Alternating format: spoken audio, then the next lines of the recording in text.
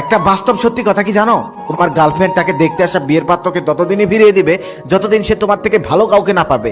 যেদিন সে তোমার থেকে ভালো কাউকে পাবে সেদিন আর সে ফিরিয়ে দিবে না, রাজি হয়ে যাবে। আর তোমাকে বলবে বাবা মা জোর করে বিয়ে দিয়ে দিয়েছে, আমার কিছু করার ছিল না, ভালো থেকো তুমি, তুমি না আমার থেকে ভালো কাউকে পাবে, কষ্ট পেও না।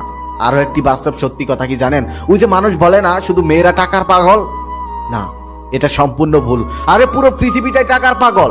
টাকা না থাকলে বাবা মাও ভালোবাসে না। হ্যাঁ তুমি ঠিকই শুনেছ, টাকা না থাকলে বাবা মাও ভালোবাসে না। তোমরা দুই ভাই, এক ভাই অনেক ভালো একটি চাকরি করে, তুমি বেকার।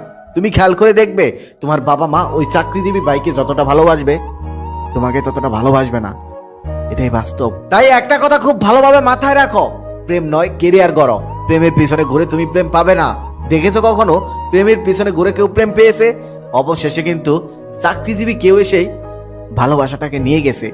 এমন করে হয় না। এই শহরে পছন্দের জিনিসটা পেতে হলে আগে নিজেকে যোগ্য করতে হয়, যোগ্য না করলে কখনোই পাওয়া যায় না। আমি একদিন ক্লাস 6 এর একটা মেয়েকে জিজ্ঞেস করেছিলাম, আচ্ছা তোমার কেমন ছেলে পছন্দ? সে হাসি দিয়ে বলল, দেখতে অনেক সুন্দর, এমন একটা ছেলে আমার পছন্দ। আমি একদিন ক্লাস 10 এর একটা মেয়েকে জিজ্ঞেস করেছিলাম, আচ্ছা কেমন ছেলে তোমার পছন্দ? মেয়েটা উত্তরে বলেন, দেখতে অনেকটা সুন্দর না হলেও হবে, তবে আমাকে বুঝতে হবে এমন একটা ছেলে আমার পছন্দ। আমি একটা কলেজের মেয়েকে একদিন জিজ্ঞেস করেছিলাম,